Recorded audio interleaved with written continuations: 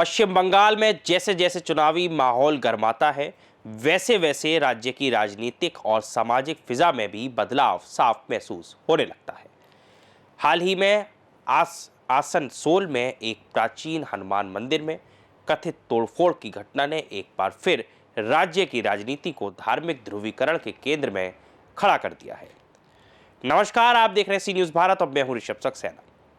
बात हो रही है बंगाल के चुनाव की, लेकिन सवाल यही है कि क्यों चुनाव से पहले लगातार हिंदुओं के धर्मस्थलों पर तोड़फोड़ की जाती है या फिर मंदिरों में कथित तोड़फोड़ की घटनाएं सुनने में आती हैं बंगाल चुनाव के दरमियान। अब ये केवल सवाल नहीं, ये अपने आप में बहुत कुछ बयां भी करता है। आपको बता दें, हाल ही में आसनसोल में एक प्राचीन हनुमान मंदिर में कथित तोड़फोड़ की घटना ने एक बार फिर राज्य की राजनीति को धार्मिक ध्रुवीकरण के केंद्र में खड़ा किया। इस घटना के बाद भारतीय जनता पार्टी के कार्यकर्ताओं ने सड़कों पर उतरकर विरोध प्रदर्शन किया, जिसका नेतृत्व पार्टी की नेता अग्निमित्रा पॉल ने किया। जीटी रोड जाम कर प्रदर्शन करने से यह मुद्दा स्थानीय निकलकर अब राष्ट्रीय चर्चा का विषय बन गया है। इस तरह की घटनाएं केवल कानून व्यवस्था का मामला भर नहीं रह जाती, बल्कि चुनावी राजनीति का हिस्सा बन जाती है। अब हर चुनाव से पहले बंगाल में धार्मिक स्थलों से जुड़ी घटनाओं का उभरना कई सवाल भी खड़े करता है। क्या यह केवल संयोग है या इसके पीछे कोई गहरी राजनीतिक या रणनीतिक साजिश काम कर रही है? अब बंगाल का राजनीतिक इतिहास हमेशा से उथल पुथल भरा रहा है। ममता बनर्जी के नेतृत्व वाली तृणमूल कांग्रेस और बीजेपी के बीच टकराव कोई नया नहीं है, लेकिन हाल के वर्षों में यह टकराव केवल विकास और शासन के मुद्दों तक सीमित नहीं रहा, बल्कि धार्मिक पहचान और भावनाओं तक पहुंच गया। और यही वजह है कि जब भी किसी मंदिर या धार्मिक स्थल से जुड़ी घटना सामने आती है, तो उसका असर चुनावी समीकरणों पर भी पड़ने लगता है।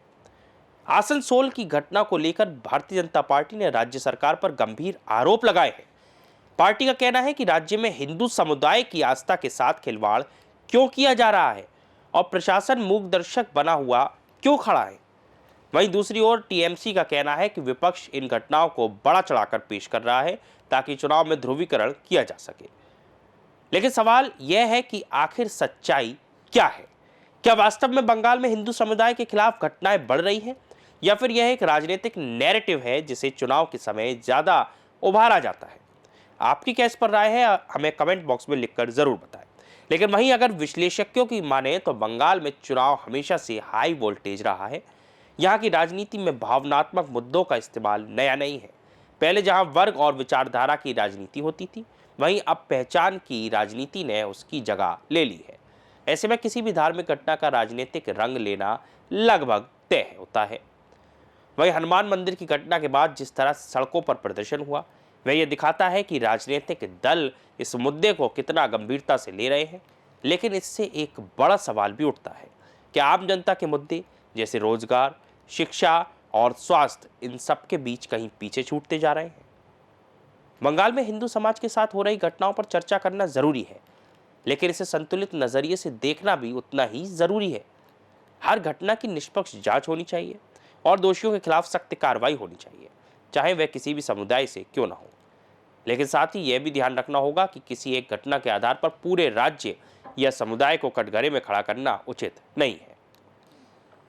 अब चुनाव के समय इस तरह के मुद्दों का उभरना यह भी दिखाता है कि राजनीतिक दल जनता की भावनाओं को किस तरह प्रभावित करने की कोशिश करते हैं। सोशल मीडिया और न्यूज़ प्लेटफॉर्म्स पर इन घटनाओं को जिस तरह से पेश किया जाता है, वह भी जनता की सोच को प्रभावित करता है। और सी न्यूज़ भारत कभी भी ऐसे दृश्यों की पुष्टि नहीं करता जो जनता में हीन भावना पैदा करें। सी न्यूज़ भारत हमेशा खबर की तह तक जाता है और हम ये कोशिश करते हैं कि आपको असल मुद्दों से रूबरू करा सके। अब इस पूरे परिदृश्य में सबसे बड़ी जिम्मेदारी प्रशासन और चुनाव आयोग की बनती है कि वे कानून व्यवस्था बनाए रखें और ये सुनिश्चित करें कि चुनाव शांतिपूर्ण और निष्पक्ष तरीके से हो। साथ ही राजनीतिक दलों को भी यह समझना होगा कि समाज में विभाजन पैदा करके अल्पकालिक राजनीतिक लाभ तो मिल सकता है, लेकिन दीर्घकालिक नुकसान पूरे समाज को उठाना पड़ेगा। अंत में यह कहना गलत भी नहीं होगा कि बंगाल में चुनाव और धार्मिक तनाव का रिश्ता जटिल और बहुआयामी है। इस घटना के पीछे की सच्चाई को समझना और उसे तथ्यों के आधार पर परखना ही सही रास्ता है। जनता को भी चाहिए कि वे भावनाओं में बहने की बजाय विवेक से काम ले और ऐसे मुद्दों पर संतुलित दृष्टिकोण जरूर अपनाएं। सवाल यही है कि बंगाल चुनाव आते ही क्यों हिंदुओं के धर्मस्थलों पर इस तरह की तोड़फोड़, इस तरह की बर्बरता और इस तरह के कृत्य सामने आते हैं। क्या ये एक नैरेटिव है जिसके पीछे बड़ी ताकतें काम कर रही हैं, बड़े लोग काम कर रहे हैं ताकि बंगाल का माहौल खराब किया जा सके, या फिर ये एक आम राय है जो अब चर्चा का विषय बन गई है? आप इसके बारे में क्या सोचते हैं, हमें कमेंट बॉक्स में लिख के ज़रूर बताइए। खबर आपको कैसी लगी ये भी हमें ज़रूर बताइए। जुड़े रहिए बंगाल की और भी अपडेट्स के लिए सी न्यूज़ भारत के साथ। फिलहाल के लिए इस खबर में इतना ही। देश और दुनिया की तमाम अपडेट्स के लिए आप देखते रहिए सी न्यूज़ भारत।